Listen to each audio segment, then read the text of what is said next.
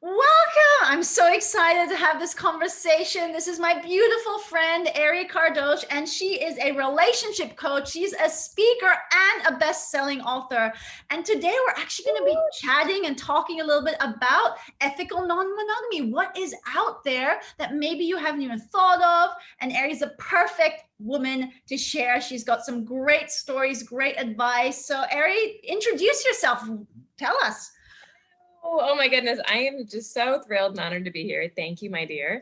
And to talk with all of you about what is out there, what's really possible. And let me just start with laying down some people are like, oh, you work with people who are not monogamous. I work with everybody. I don't think there's one right way to do relationships or do life. So let me get that really clear. Like, I'm going to talk a lot about different options today, but really it's a choose your own adventure. I want you to imagine that you have a blank canvas and you get to make your own art. And I'm going to give you some ideas of different things you could use to make your art, but it's really yours at the end of the day. And it's going to look different than everybody else's if you give yourself that freedom to express yourself in the moment to your purest joy, your highest joy, that what works best for you and whoever you're with.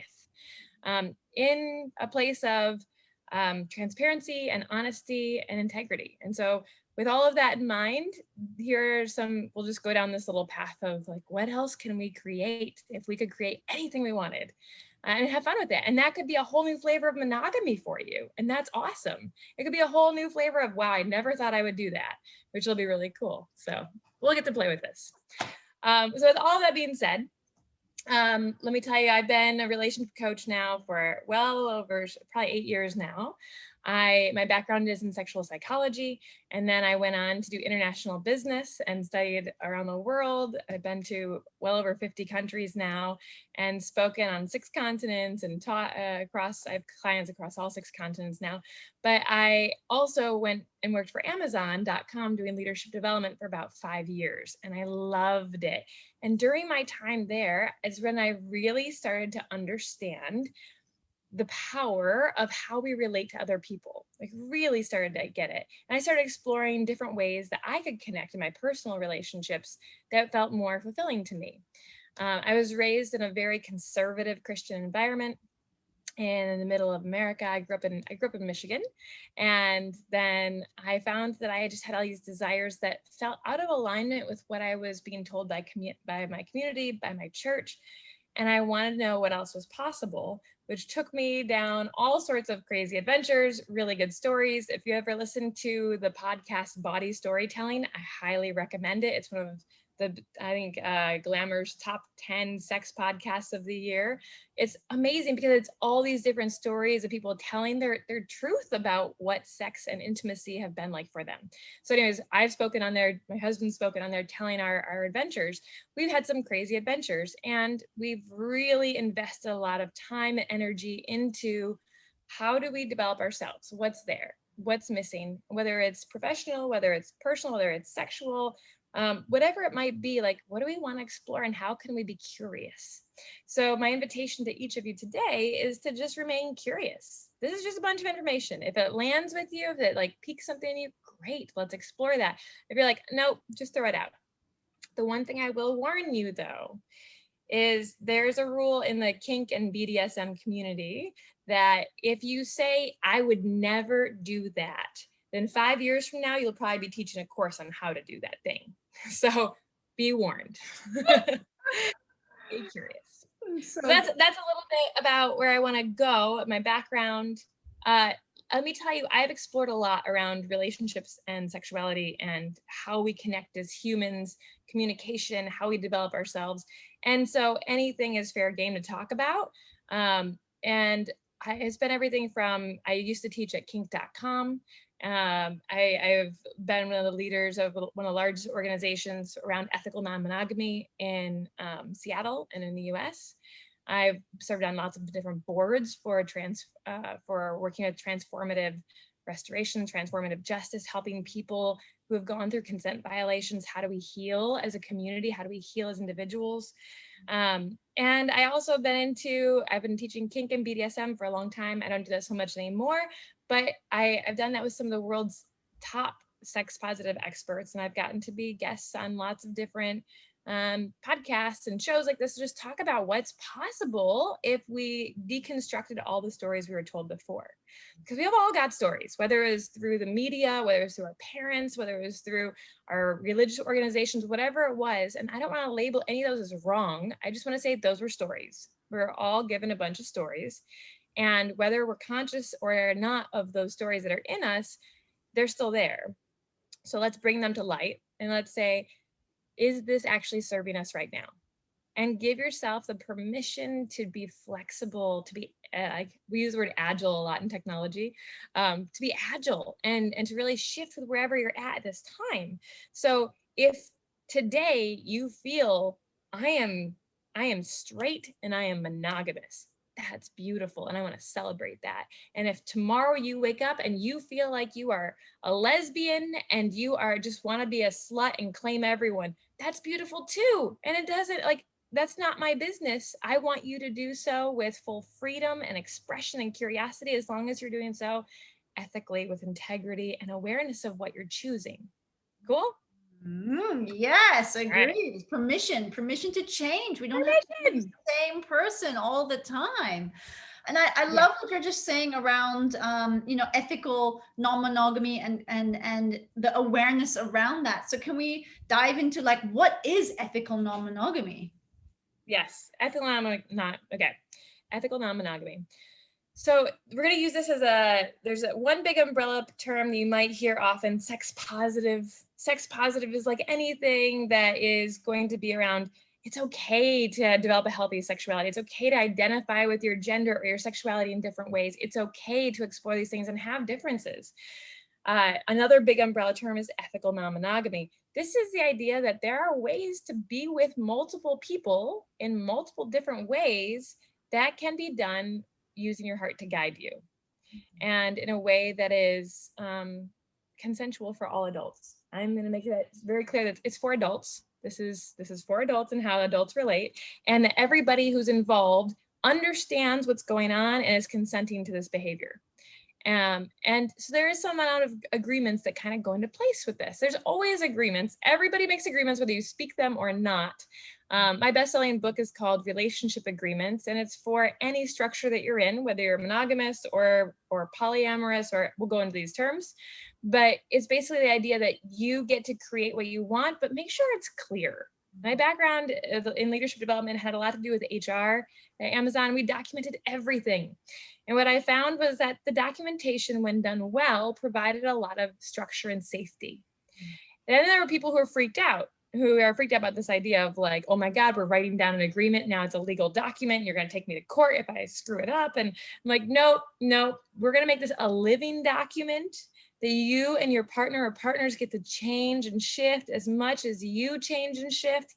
And it's just adding clarity, because we often think that we're speaking the same language with our partners, and they are interpreting through their own lens.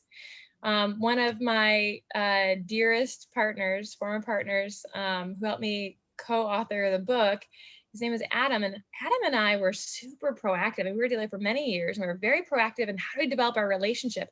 And I just remember sitting through, like, we found an incredible therapist that would just hold us accountable and ask us good questions. And after years of doing this together and really like working through some juicy stuff, which produced that book, we ended up in one of our last sessions where she just zeroed in. She's like, you know what? I've been asking you this question for years, and it just occurred to me to ask you, what do you mean by support? When you say, because I hear you both saying you support one another. What do you mean by support? And I went into my definition, and he went into his definition of this simple word, and there were two completely different answers. Two completely. And we thought we were still operating from our, like, we were really in integrity. We were doing the best we could with the definition that we held, but it wasn't in alignment. It wasn't the same thing that we were going for, and we just couldn't see it. So one thing I would say is get yourself a coach or a relationship therapist or whatever it is. Find somebody who really resonates with you, not just anybody, like you trust them. There's something about them and the way that they show up that's in alignment for you, and whoever else you're going with, and continue to explore what's there, because we don't know. We're all taught these things by our parents that just don't work anyways. So I digress. So anyways, these agreements about whatever you want to be are really important, can be very healthy, and you don't know what you don't know. So just checking in, like, do you want to be my partner? What does partner mean? What does partner mean for you? Like, even the modern day, like, do you want to get married?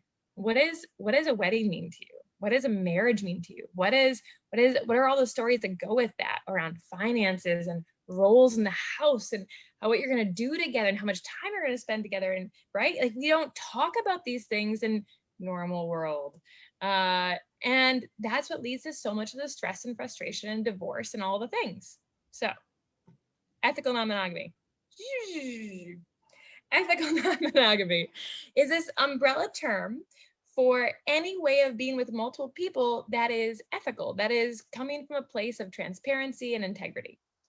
So a form of non-monogamy that you probably are all very familiar with is when you're single. You're single and you're dating. You're going on lots of dates. I'm single and I'm dating. And it is completely socially acceptable for you to be going on dates with multiple people at one time, right? You might even be sleeping with multiple people at one time because you're just going on dates, and maybe that's part of your dating thing. Okay, cool. And that is okay from the mainstream context because you haven't applied a label and a commitment yet. But once you've applied the label and the commitment, there's a whole bunch of backstory that goes with it. And I want to just say, which one has the bigger risk to it? I'm going to paint another picture. Another idea is that there's somebody who identifies as, we'll say, solo polyamorous. A solo polyamorous person is one who wants to be single, who wants to maintain their autonomy, doesn't want to get into a deeply committed relationship with anyone, and they're continuing to date around. But part of their commitment is that every person that they go on dates with, this is a generalization, everybody has to choose their own, but a general commitment is, I'm going to be transparent with my activity.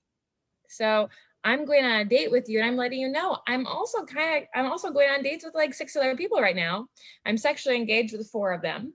So I just want to let you know, and then you can make decisions for yourself. So you're not thinking, they're very just aware of the landscape. Because in more of the traditional mainstream, going back to that, like, I'm single and dating around, maybe the person you're going on a date with thinks that they're the only one you're seeing. And maybe they think that this is they have such a good chance of being with you, when maybe there's less of a chance, or maybe what you're looking for are 2 different things, or, it's being very clear with who you are in this moment and making sure everybody's on the same page. And what I find is when people develop more of a repertoire or a language in using the tools from ethical non-monogamy, then they have better words of communicating when they do want to be dating, for what they want and how to protect themselves and other people. Because if I now know that you're single and you're going on multiple dates and you're sleeping with 2 of these people, whatever it is, then I can make a decision for my own sexual health, how far I want to get engaged. It's not just a simple question of, are you clean? Which I hate that, because it means that, like, the other story is that somebody else is dirty, right? It's like, they're not dirty. They have an STI. It's an infection. We get infections all the time. We just don't put the same stigma around a cold as we do around getting any other STI. Right? So that's a whole nother thing we can go into another time. So I am like going all over the place. I'm going to rewind to ethical non-monogamy and break this down and give it a little bit more structure. Ethical non-monogamy, lots of different ways to show up. Common things you may have heard of: swingers. These are all generalizations. Swingers are going to be people who are already coupled, usually they're in a pair, and their desire is to share the physical connection with other people, the sexual physical connection. So you might have heard of swinger parties, where they go together and then the couples go with other people, and they usually end up going back home with their main partner. And that's been around for a very, very long time. That started, I think, World War I is when we have the first documented, we call them key parties, where they would leave like all the military men to build brotherhood and trust and make sure that their wives were taken care of. If they were going to die in war, they'd have these parties that they'd all show up, drop their keys in. The women would pick a key, and whoever's key they got was the brother that was going to be their lover for that evening. And it was really to build community and safety in a time that didn't have that security. And so really looking at like, where do these traditions come from? Do they really hold a lot of the dirtiness in the story that a lot of us were raised with? Do they need to have that? Or are those just keeping us away from being really ourselves and expressing ourselves what we want? If the shame wasn't there, if the guilt wasn't there, and if you could just experience all the pleasure you wanted and everybody was okay with it, what would you create? So that's the swinger model. Another really common ethical non-monogamy term is polyamorous. People who are polyamorous, poly meaning many, amorous meaning loves, they can have many different loves. And it doesn't mean that you're sleeping with everybody. It may be a romantic love. It may be an emotional love. It may be a purely physical love. It could be anything. And it really depends on the people. And I've seen some people create structures where there's one person who really loves monogamy. Maybe they're really introverted and they want a lot of time to themselves, or maybe they're deeply dedicated to their passion, their purpose and work in life. And they don't really have time or interest in having another partner. So they're really happy with one partner. The other partner may feel most happy with multiple partners. And so they create this structure where they're seeing other people and everybody's winning. Everybody's okay with the situation.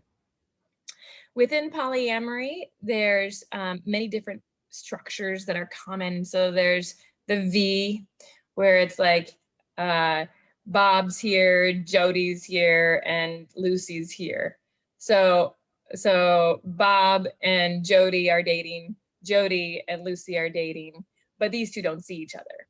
Okay. These two are called the metamors. So these are the people who are not seeing each other, but they're still connected. They're connected through her. And so there's still this relationship aspect, and they can make this whatever they want to make this. Maybe they don't ever talk to each other. Maybe they become best friends. Maybe they all live together. Who knows? That's like what works for you. There's also the W, right? So I see a lot of W's in Seattle, especially. People like to get in groups of 5 and they all like live together. And there's like the 2 or 3 points of contact with the most lovers. And it's really fascinating. And it works for many, many different people. It's whatever works for you. So under polyamory, it really is about how do you want to explore many loves? And some people choose different things around like, okay, do we want to have hierarchy? Do we want to say like, you are my primary partner and you're going to get the most time and attention and all those things? That often happens, especially if you want to parent together, because you need to spend more time raising children and handling logistics and all of that. Other people, and then there's a term, if you're not the primary partner, a lot of people will say this, they have secondary partners. A lot of people hate those terms. You get to create what works for you, what makes the most sense for you, and that honors everybody involved. If somebody's like, I don't want to be called a secondary, that sounds crappy. Don't call, like, how can you restructure this? There's also non-hierarchy. That would be getting rid of all of this. Like that we're all equal. We all show up. We all get the equal attention. And it doesn't mean that everybody's going to have like the same amount of time on a calendar every week. You know, maybe you're going to have one long distance lover. Maybe you're going to have a live-in partner. Maybe you don't want to live with anybody, but you're going to go travel to see people. Who knows? But just give yourself the freedom to explore, like, okay, is there a word out there that's already been created that fits what we are creating or what we want? And if not, that's okay too. We get to make up our own flavor. But there is so much around this. A really great resource, 2 really great resources. If you are like, this is really cool, where do I learn more? One can be called Opening Up by Tristan Taormino. Love her stuff. Love her in general. She's great. And also More Than Two is a really helpful book, and it's a really helpful website. So if you just want a free resource to get you started, morethan2.com is really wonderful. In Seattle, there are 2 great podcasts by people I adore. One is called Savage Love Cafe by Dan Savage. which has to do with lots of alternative ways of being in a relationship. The other one is Poly Weekly by Cunning Minx, and she's got lots of wonderful resources on there. And she's just a beautiful person. So there's some resources. I'll try to get you links if you need them. Polyamory, hierarchy, non-hierarchy. And we talked about solo poly earlier, somebody who just wants to be like more the single role and dating around. I also want to talk about the fact there are people who don't like the idea of being in a relationship for the physical pleasure doesn't do it. What they want is maybe deep cognitive connection. They really want somebody they can just sit and be like, feel just that deep connection through their discussions and dialogue. I'm gonna blank on the name right now, of course. Sapiosexual, I believe. Sapiosexual is you find the connection through the mind. Another one is there are people who are asexual who are just, they don't feel connected to their, like the sexuality just isn't a piece of their life, you know, and they find other meaningful, deep relationships in other forms. And so if that's you, okay, cool. There's whole communities out there with huge dating pools, and thanks to the internet, we can find each other now. If you are, I think you had a guest speaker on, like Tyler was on another time talking about kink and BDSM. If you didn't hear about it from him, there's a website called fetlife.com. FetLife is like the kinky Facebook, but it also has a lot of other relationship structures on there. I warn you, do not open an account, do not open the browser when you are anywhere near a place where you can't see boobs and butts. There's a lot of crap on there. And there's a lot of easy ways to find community and find events for polyamorous meetup groups or ethical non-monogamy discussion groups happening, different events. If you're like, I really want to go to a swinger party and just see what it's like. There are lots out there. So that is one method of finding them. All right, ethical non-monogamy, everybody's on the same page. One other thing I want to talk about that I hear a lot from my clients is that they're, you know, it's like, well, okay, let's say I decide I want to see somebody else. How much do I tell my partner? And I just want to say that there's so many different ways to do this.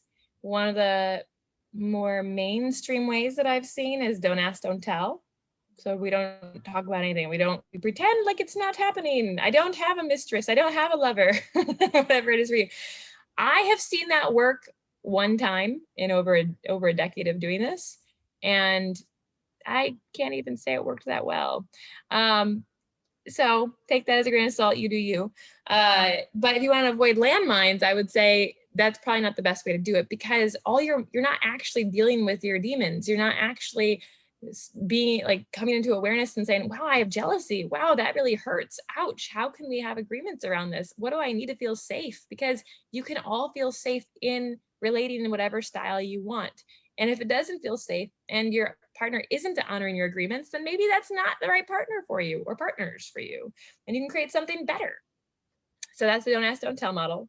The other side is the fire hose method, where we basically just come home from our day and be like, baby, I just went on the most amazing date. Let me tell you all the things we did sexually and emotionally and all the things. And it's like, blah.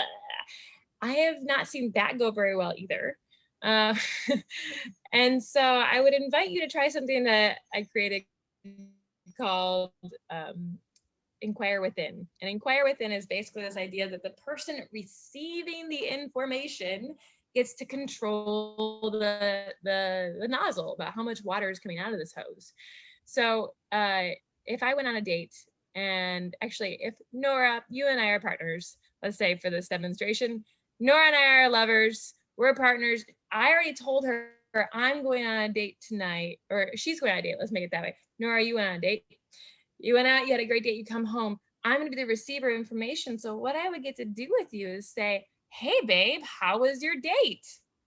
And you might say, oh, it was really nice. It was really great. And then you get to just stop right there and wait. And I'm like, cool. That's all I wanted to know tonight. That's all I got capacity for. Done. So want to make some dinner, right? Or maybe I'm like, oh, that's really cool. You know, I would love to hear, did you guys, what did you do tonight? And she's like, oh, you know, we went to dinner and then we went and saw a movie and then went back to his place. And then she just stops. I was like, okay, checking in with myself. Do I have capacity to learn more right now and really be with it, whatever the answer is? I do. And I'm really curious about like, did they do anything physically? All right. So did you guys get to have any sexy time, any intimacy time? She's like, yeah, we did. Stop. Can you tell me about it? Yeah. So, we kissed, we cuddled, we ended up having oral sex together. Is there anything else you'd like to know? And then I get to decide. Or maybe I'm like, wow, that was way too much. I didn't think we were going to go that far. And it's fine based on our agreements, but I need to go process this, right? And then I get to go and do my own process. And a lot about being in any open form of relationship, I'm going to not even claim that. Any part of being in a relationship with another human being who's going to trigger you, because that's what relationships do, is to be with yourself and be with your own emotions and process them, and to go into the darkness and go into the, I just want to scream and punch a pillow, and allow yourself to not hold back on that. Don't be like, I am calm, I am zen, everything's fine. Instead, fall apart in a healthy way, screaming, punching a pillow, really letting it all move through you, letting these emotions be in motion and move through you, so you can get to the heart of what's really there, and you can go back and talk to your partner in a rational way. And we can talk about all those tools another time, but that's there. So, we're going down so many rabbit holes, and I love it. So the gist of that message was, if you if you try to enter, if you decide to enter into a less mainstream relationship structure, just being really aware of what is our communication navigation tool, like, or tools. How are we going to do this? Because when people say, what's the hardest thing about, being in an open relationship or ethical non-monogamy, I'm like, calendaring. Are you on Google Calendar? Because if you haven't got that set up, like, you are not going to succeed. And communication. You're going to spend, chances are very high, you're going to spend more time trying to communicate about your pains and your triggers and your traumas and your desires than you will actually going on dates of like fun and connection for a little while, because it's so new. We haven't learned this. The first year is like the biggest, hardest period. There are so many landmines. And that's usually the biggest test of like, if you can avoid the landmines in the first year or have less damage when they do go off, because they will go off, then you're going to be more successful in the future. And I highly, highly, highly recommend this. Is my friend Reed Mahalko says, date your own species. And that means that, like, don't try to find people who haven't already been thinking about this or doing this, whatever this is, and try to convert them. So if I am like, I'm monogamous, I've always been monogamous, I've always wanted monogamy, that's really what I desire in my life. And my partner is like, baby, I have all my life been thinking about being an open and having this relationship with multiple people. I think I would feel the most fulfilled. The chances of one of you converting the other are not great. And it's just being real with where you're at. And there are ways to navigate that, but really getting true with yourself, like, where are you at? And don't kid yourself that you can 99% of the time at some point down the line. So find people who have those interests. I love everything that you've just shared. All right, Nora, I rambled a lot. The thing is that there's so many different ways to be relating, and yet it's just so not talked about in normal mainstream society. And this is why we just end up doing the relationship escalator, which is, you're dating multiple men. Maybe you're like, oh, yes, cool, let's date just solo exclusively, maybe for a while. Then he's meant to propose, and we're going to marry, then we're going to buy our house, then we're going to have kids, or in some order like this. And this is the biggest learnings I had, is like, wow, like, what do I actually want? What do I desire? And my biggest question is like, how do I want to be loved? What does that mean for me? And how can I then communicate that to whoever I'm relating with, and see if we can align the way that we both want to be loved? That's the biggest insight I've had in all of these Yes. years around relationships and love. And I really want you to share your personal story, Ari, because you're just so fascinating, and how you are, because it's not only teaching this, but you're experiencing this in a real time. So if you're comfortable, please share a little bit about how you're navigating Yeah. different forms of relationships. Sure. So let me first and foremost own that I was that good Catholic schoolgirl who was doing all the things perfect and working her butt off to maintain that perfection.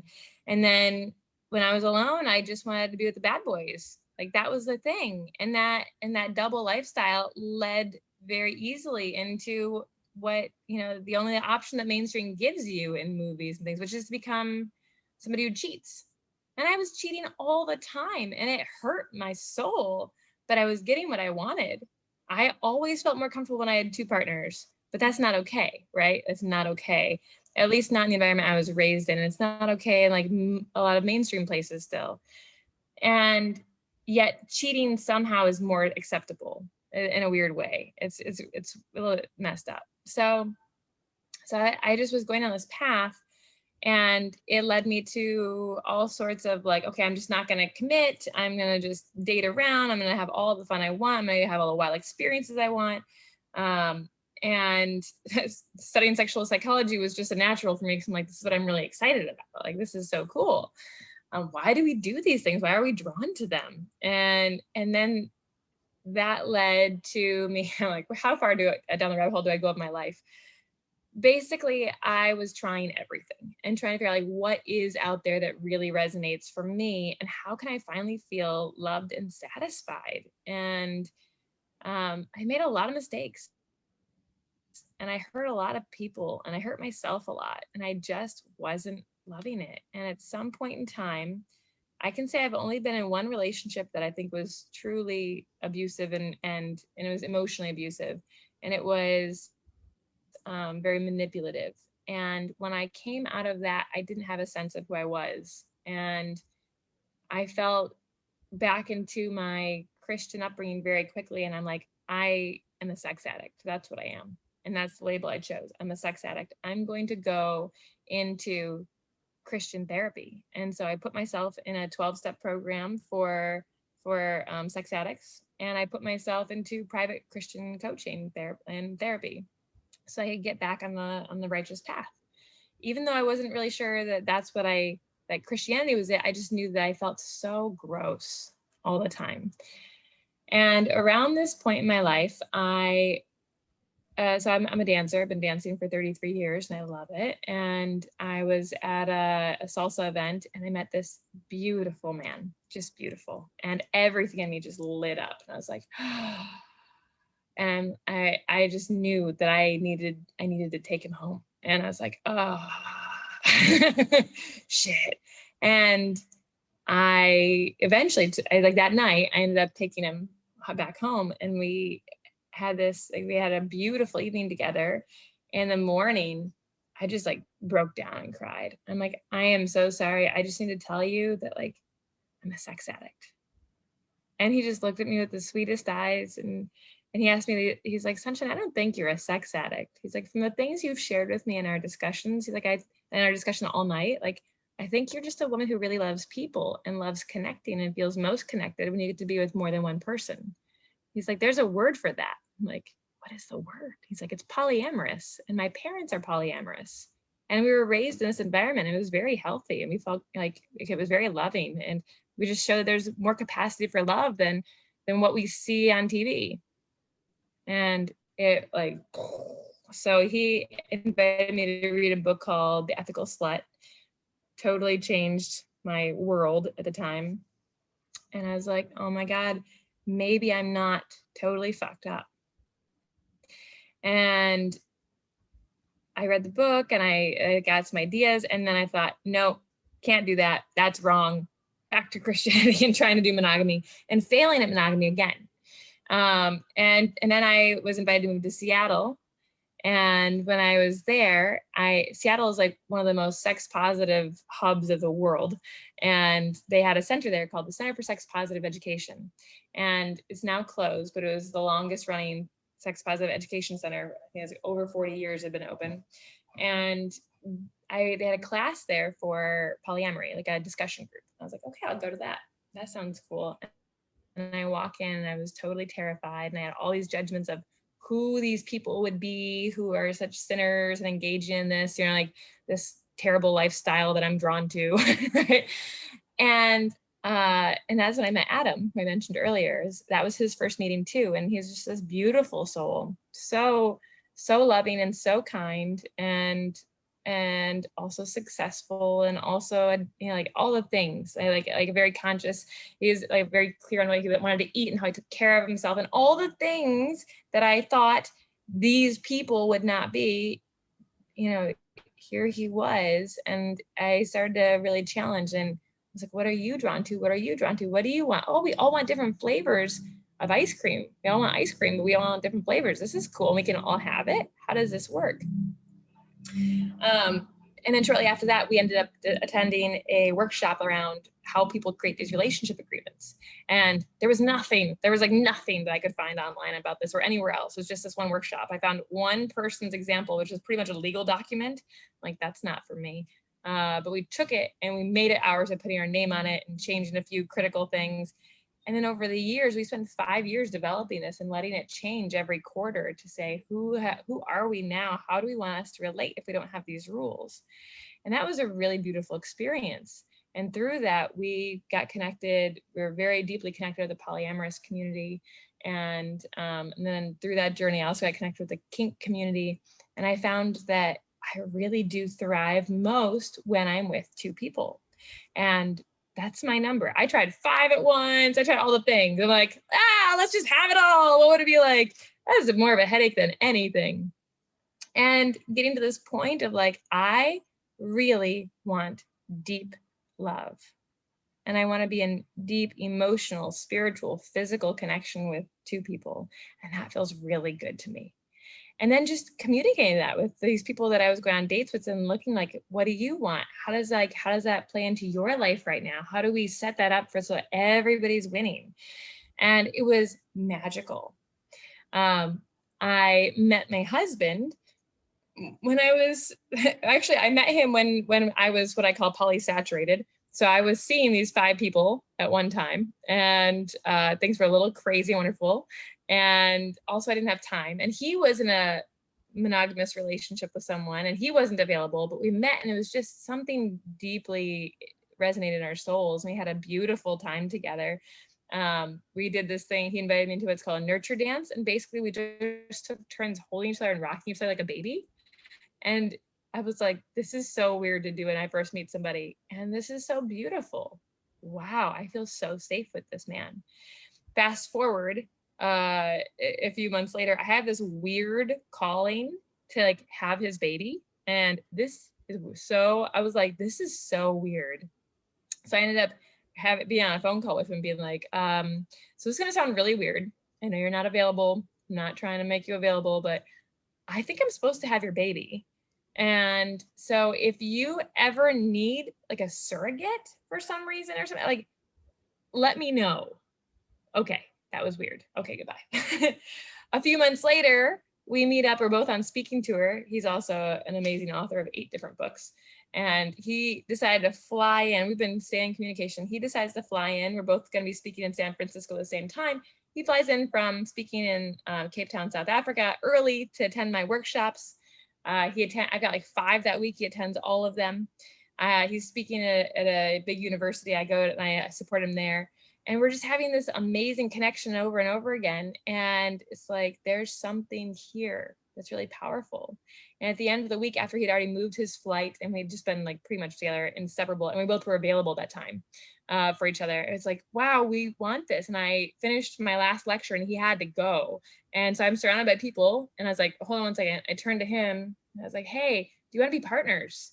And he's like, yes. And we gave each other a kiss and then he left. And then a half an hour later, he's driving across the Bay Bridge and he's like, so what does it mean to be partners? I was like, I don't know, but we get to make it whatever we want.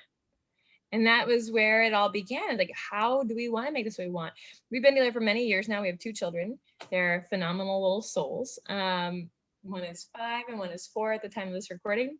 And people are like, what are you? And like, we are whatever is serving us most in that time. And serving us most meaning we both are really deeply in touch with ourselves. We honor and prioritize ourselves first. And that sounds so anti what we're taught. It's like, I feel like we're taught to like, find your beloved, find your other half, and then take care of them. It's like, that model doesn't actually work very well. I've been a relationship coach for a long time, doesn't work. Instead, it's like, prioritize your relationship with yourself, really know you, accept you, love you, give yourself all the things you need so that you're a whole. And when you find another whole soul, it's just two wholes coming together and creating something even more magical. And these two whole souls, we've been on very different journeys. I mean, like where I am today versus when we met, two different people. And I've gone through pregnancy and birth and breastfeeding and like trying to find myself again and all of that twice. And our second son decided to come so fast that he couldn't, there was nobody that could help us. So my husband delivered our baby alone with me in the bathroom. And it's like, we never know the adventure, but we know that we're constantly tuning into what we each need and communicating that. So sometimes we've been monogamous and we just want to be together only. Sometimes we've been what I call momogamish, where I just want to be a mom and I didn't have energy or interest in anybody else. Like, that's it. Sometimes, he's been, wanting to just see multiple lovers just to like snuggle all across the world. Sometimes I've been in my slut and I'm like, I just want to fuck. That's what I want to do, right? I want to just claim that wild animal. I just want to fuck. And how do we support each other in those different spaces and allow for us to like, okay, so I hear this is what you want. Here's what I need to feel safe. Can I make some requests? What are our boundaries? What are our hopes? What are we scared of? Like, what does each of these things mean at every step? And how do we help each other live to the fullest while also honoring the fact that we have a commitment to being together as a foundation if it's the highest alignment for us. And there's no commitment of life. Like I don't know if I'll be together with him in 5 years or on my deathbed.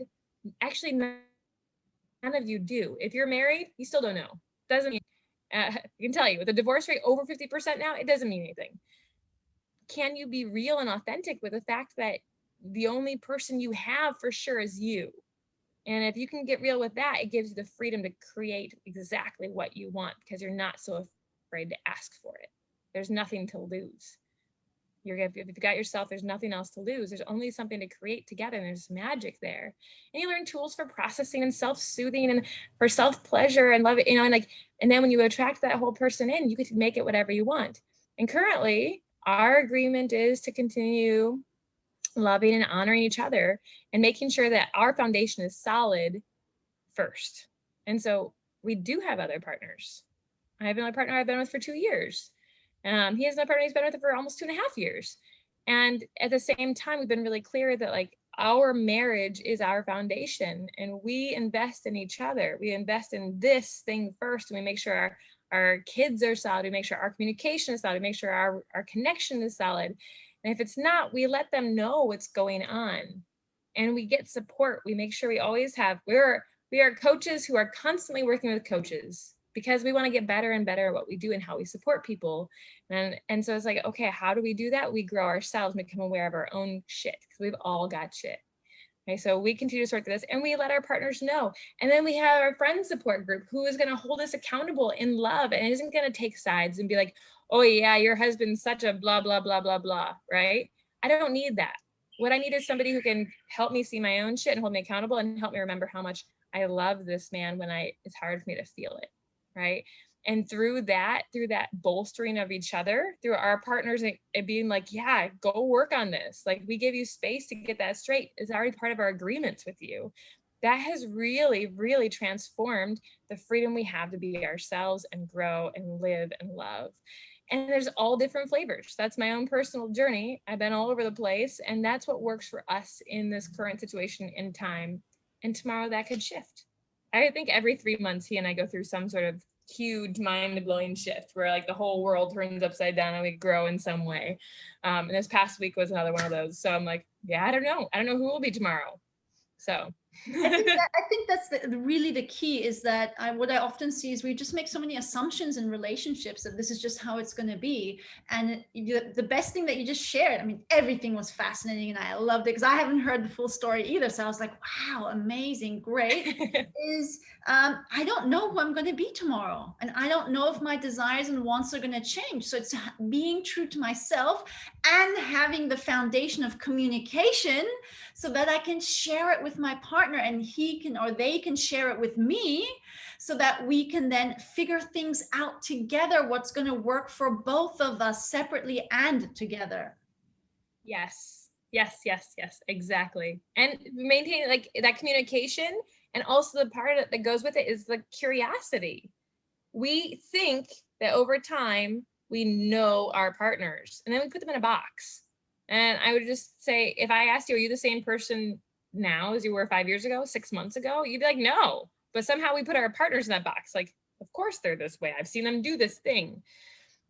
We don't. Like, even couples I've seen married for decades, they think they know like the underneath iceberg. That's just the tip that they actually know even after decades, because we don't understand the programming we've had and the lens we see the world through. So we're still projecting our stories and crap onto our partners, even though we think we know them.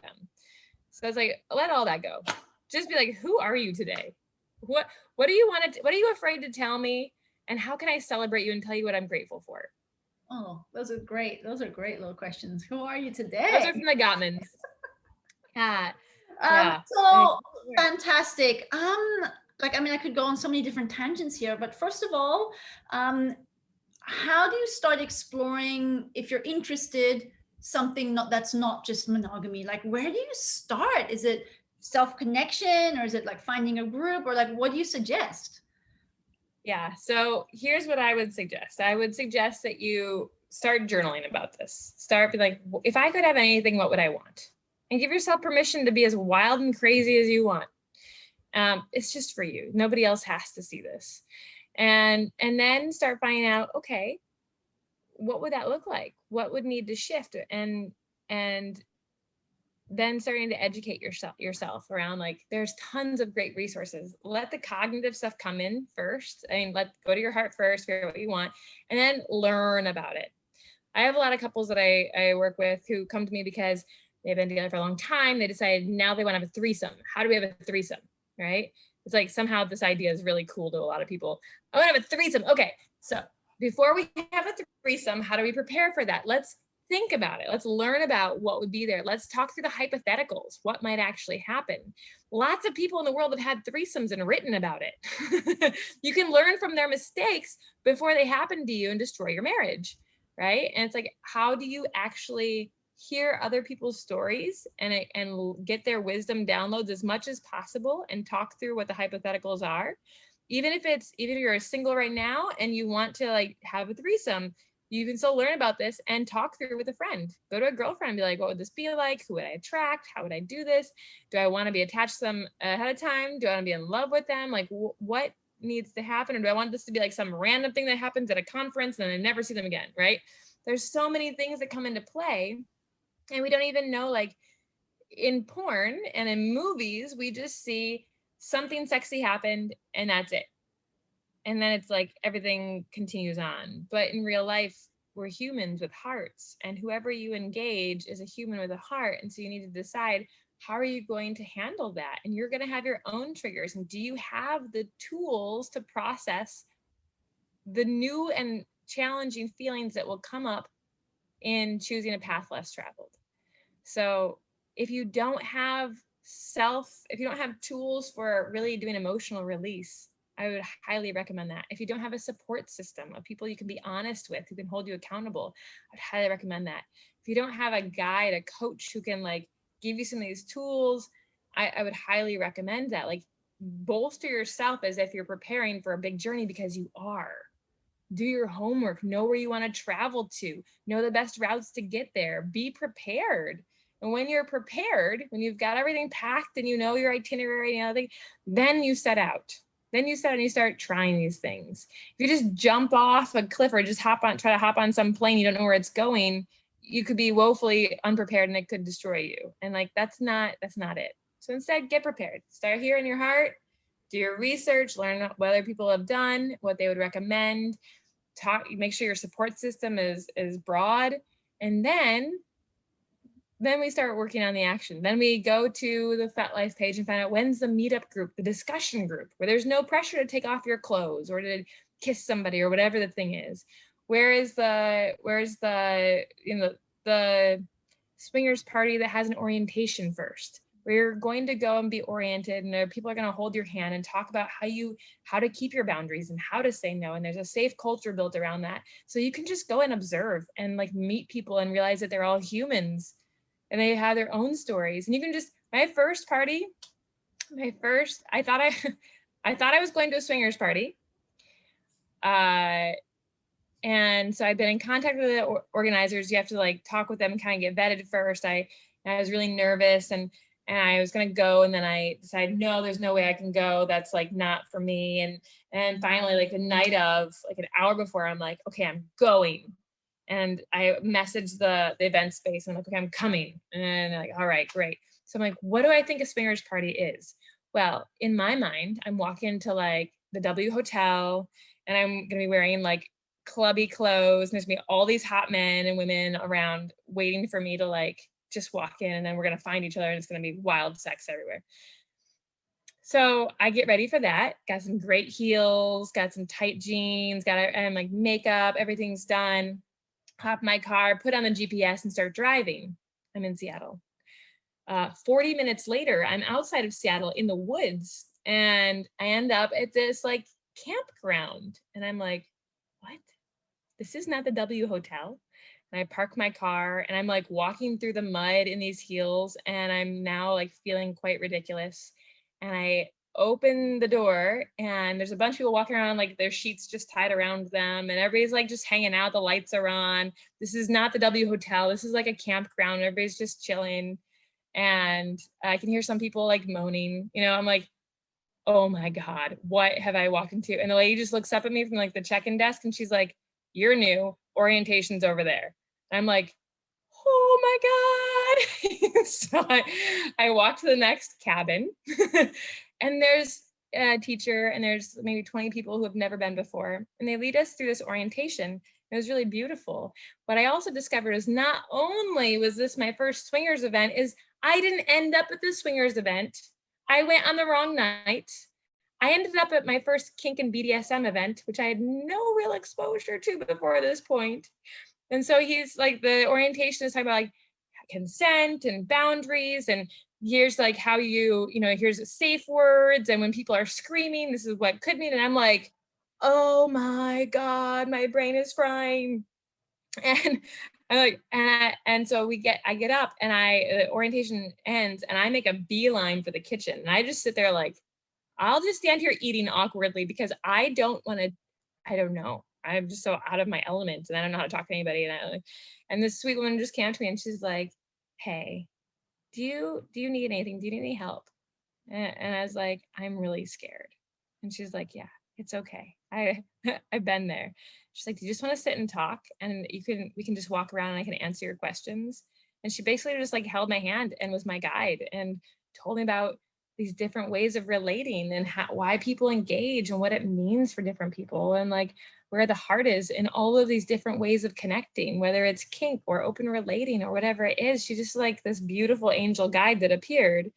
And, like that is what I wish for everyone. You don't have to do this alone. Anything that you're drawn to, there's somebody who's already been there. Find these people, connect with this real heart and the story behind it, and use their wisdom to know that you can have exactly what you want and be in integrity with yourself and your soul, and you can be filled with pleasure and joy. And yeah, it's going to be hard. These are whole new skills, but you can do this if you want to, and if you stay in integrity and find other people who are in alignment with what you are desiring too, and you can honor their desires. So that's that. Thank you so much, Ari, for all your beautiful sharings and eye openings. And my last thing is like, share a little bit more about you. How can people get in contact with you? Or is there like you have a course, or are you just doing coaching, your book, all of it? Cool. So you can find my book. It's called Relationship Agreements. That's on Amazon. And I do a lot of private coaching. That's pretty much my focus right now. So if you're interested in private coaching, feel free to reach out to me. I'll list my email. My website is arikardosh.com. My email is ari@arikardosh.com.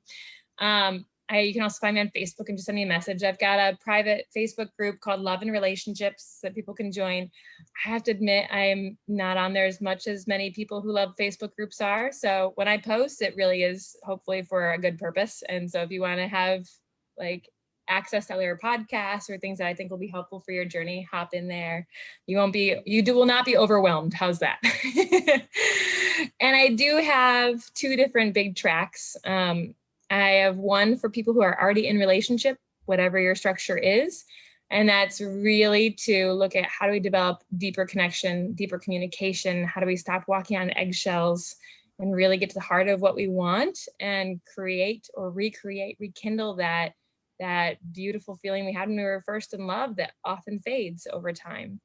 And stop fighting, because fighting just stinks. And so that's one track. The other track is called Ready for Love, and it's working with people who are single and they want to be really ready for being in a relationship again. So how do we look at our patterns and shift out of those patterns that don't serve us anymore into a practice that does? And with both of these, I love dates. I just freaking love dates. I think dates can be absolutely magical. And I think that we don't understand the power of dates as a society. We're too focused on like, oh, it's just dinner and a movie and then fucking. Like, what if it could be way more than that? So I've created dates for both these programs where I get to be your like dating dominatrix. And I'll tell you as a single how to go on a self date. And what to do, where to go, things to try. You can do them all from home during COVID in 30 minutes or more. But a minimum of 30 minutes with yourself, and they can be really powerful and transformational. And for those who are in relationship, I will tell you who's the lead in this dance and who's the follow. And I give all the instructions to the lead, the video instructions, written instructions, and they're my favorite tools that I've collected over decades of doing trainings and relationship coaching and working with couples. I tell you what to try together instead of going to your go-to date or having to be blah or feeling the pressure of having to do something. It's already done for you. And so they're really fun and hugely transformational. So those are my 2 loves. I sometimes run a group program, thinking about maybe running one or both of them within the next couple months. If you're interested in either one, happy to chat with you, happy to connect. I do everything over Zoom because that's the times we live in, unless you're in Bali, in which case we can talk about meeting in person. So that's me. Would love to connect with each of you. And if you just have a question or you just want to chat, just message me. I love to just hear what's landing with people or where they're still feeling stuck. Yeah, totally. And just last parting gift to everybody. What would you want people to walk away after listening and watching this to be like, oh? Yeah. I would say, my husband's slogan is actually really amusing, but it's the perfect ending for this. My husband's like tagline for his life and all the coaching he does is everything is possible. And everything is possible. You can have it all. There doesn't have to be an or. You can have all the ands. You can have whatever it is that your heart desires, and you can do so with full integrity and a full fuck yes in you. And from everybody around you. And that's huge. So breathing into the possibility that you can have it all, I want you to have that. And one other thing I didn't share, I have a free video series, a 7-part series I just released in December for people to get through the holidays, but it's all about navigating conflict. And if you want that, just message me and I just need your email and then I'll start that series for you. But it's going to talk a lot about how do we get what we want in a place of conflict and that inner turmoil. So hopefully this is helpful. Thank you so much. I've loved interviewing you and just listening to you. And everyone else has too. Ari, I'll have all the links so everyone can follow you and find you and ask you the questions. Yeah, so much gratitude for you to show up and share today. Out of everywhere that you could have been, you were here chatting to me. So thank you. So amazing. Thank you so much, everyone. Mwah.